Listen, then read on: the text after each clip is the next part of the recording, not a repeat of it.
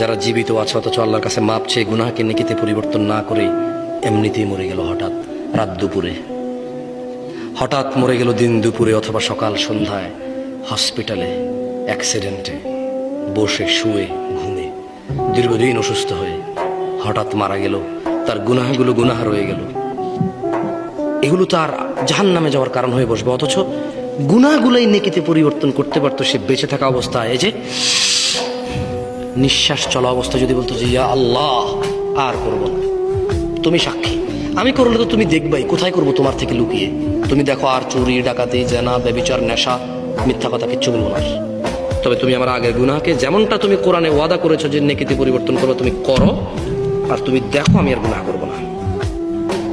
আকুলু কওলি হাযা ওয়াস্তাগফিরুল্লাহ লি ওয়া লিসাইরিল মুমিনিন ফাস্তাগফিরুহু ইন্নাহু আল গফুরুর রহিম। আমি আল্লাহর কাছে আমার জন্য এবং আপনাদের সবার জন্য ক্ষমা চাই। আল্লাহ আমাদের সবার সমস্ত গুনাহকে নেকিতে পরিবর্তন করে ক্ষমা করবেন। আমিন।